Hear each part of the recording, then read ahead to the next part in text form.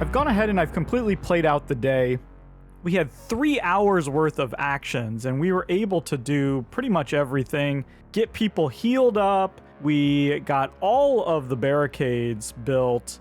We were able to do a bunch of searching. I think we put 4 or 5 survivors into the bag and also got a bunch of really powerful cards.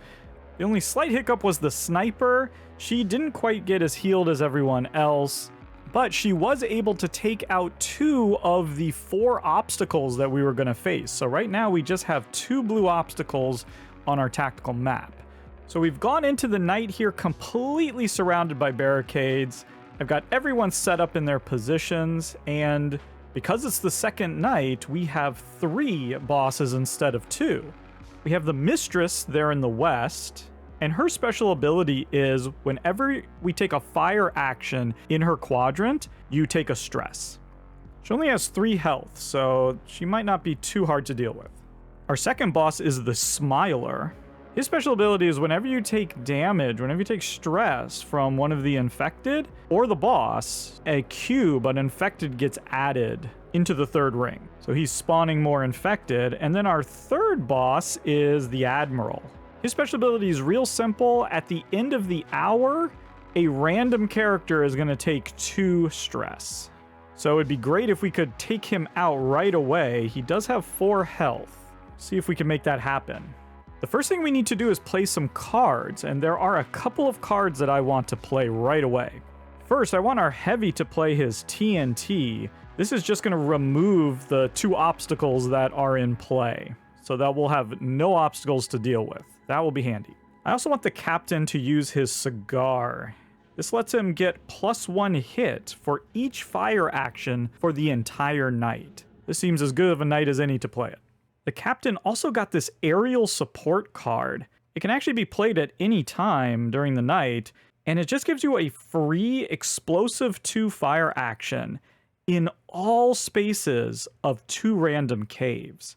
That is incredibly powerful. I think we're going to save that one. We're not going to play it right away, I don't think, but it has a condition there, which is the aerial finale is no longer available. So if we were thinking of trying to call the plane and have it come, that's one of the ways that you can escape the city. If we play this card, that plane instead is going to be doing a bombing mission. We're not going to be able to get on it to escape, which actually is fine for us because that's not how we were thinking of escaping anyway. We were going to go by boat. So we'll definitely be playing that card at some point, but we don't need to play it right now. I think that's all we're going to play for the moment. Now we just need to spawn the infected and see what happens.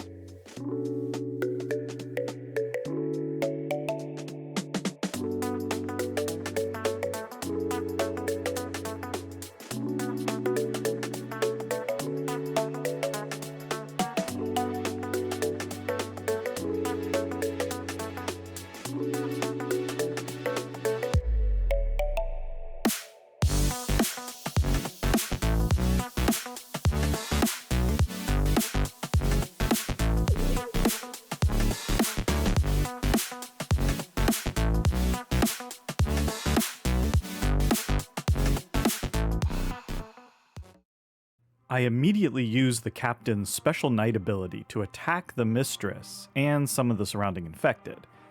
Unfortunately, that meant taking 2 stress because of her special ability, as well as spawning 2 infected because of the Smiler.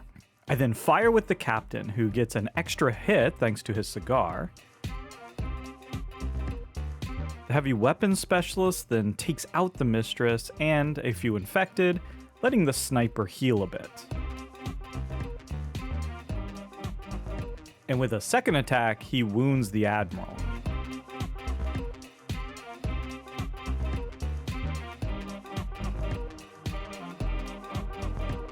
I buy some time by using the dog whistle to move back all the zombie dogs, and then we just start wiping everything out that moves.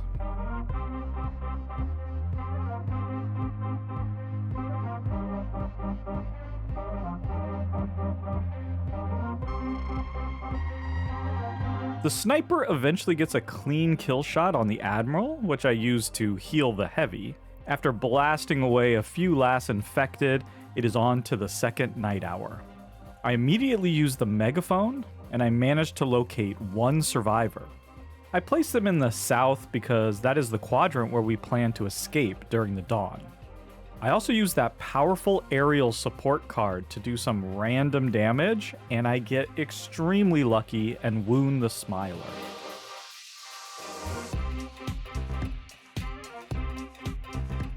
The pile of corpses starts getting pretty high and accidents start occurring.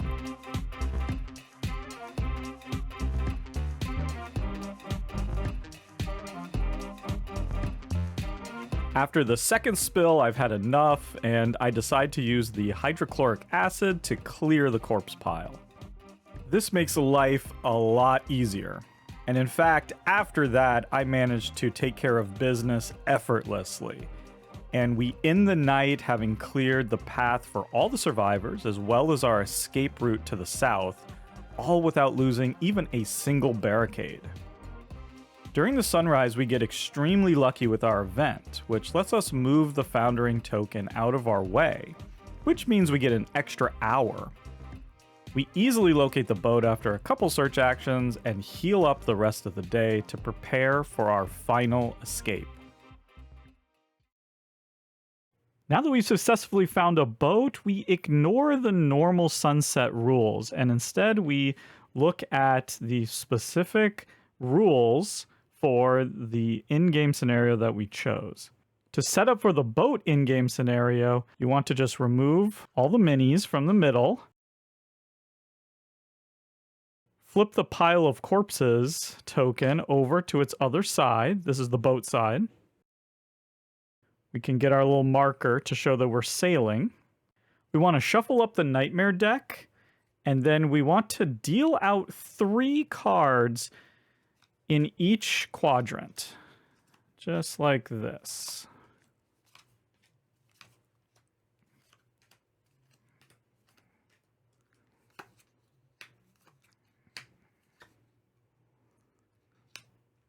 The remaining 6 cards can go back into the box.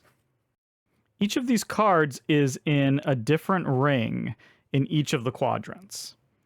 And our goal is to sail the boat off of the tactical map, going from card to card.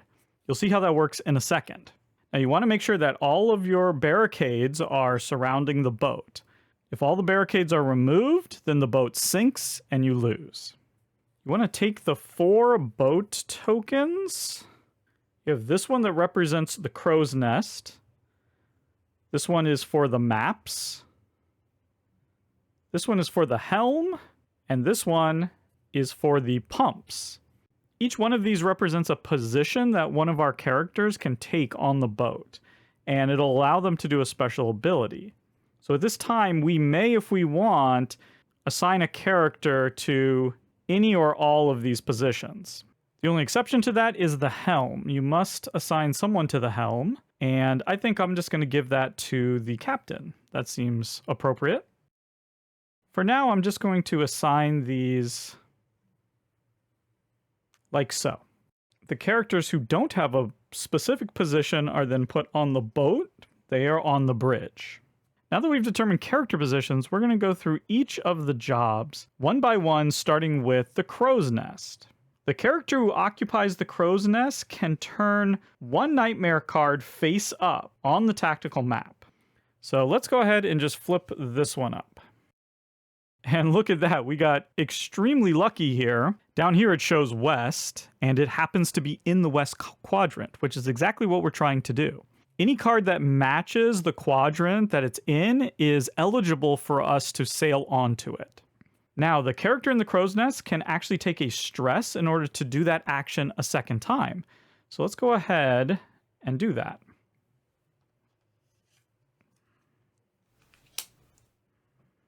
Okay, wow, we got lucky again because of that question mark. We can make that a west. So these are both eligible cards. That was pretty amazing. Okay, now the character in the crow's nest have done their action. So we're going to move on to the character with the map.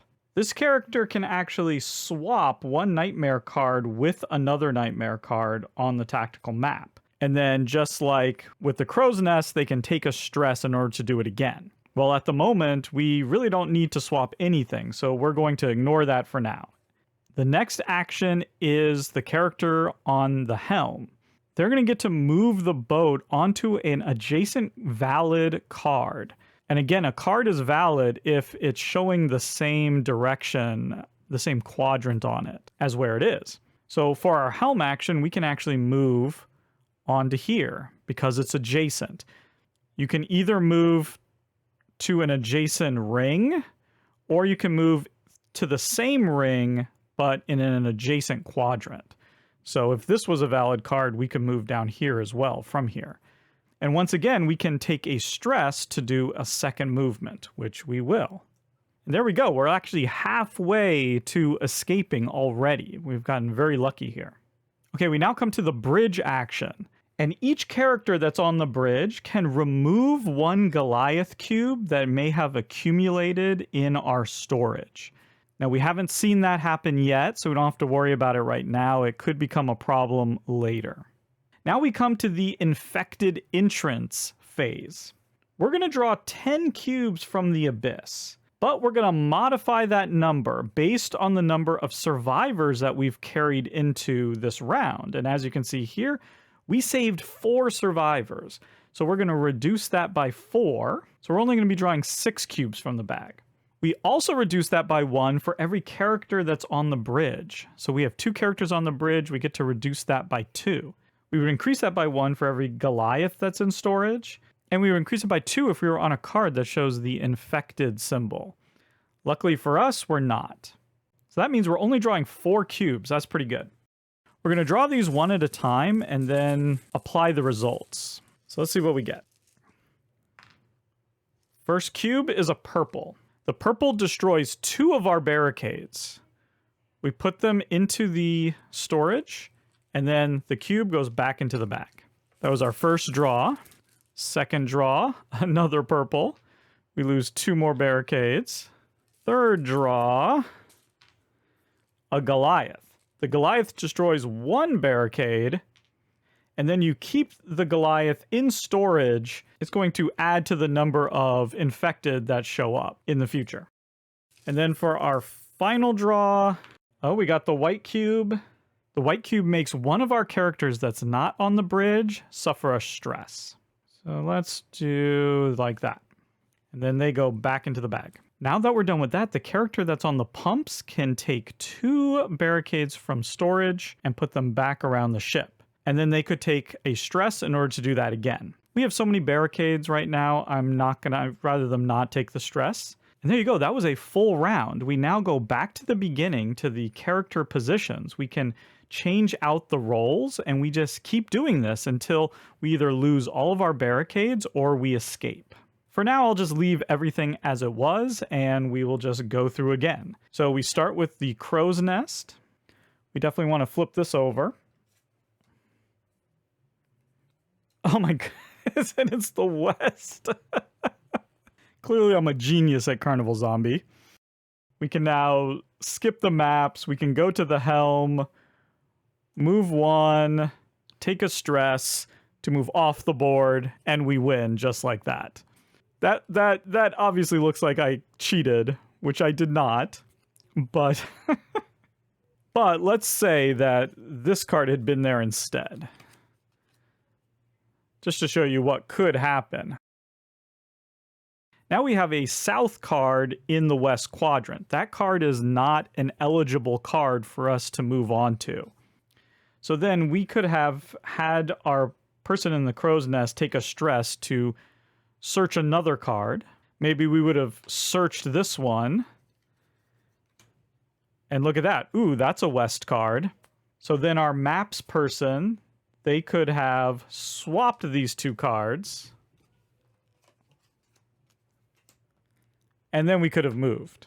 So it can definitely be more complicated. And also, we were coming into this situation with all of our barricades. We were playing on the easy mode, and we really managed to crush it. So there wasn't too much danger of us sinking. But if you come here sort of hobbled, you don't have a lot of barricades left, it can be very tense.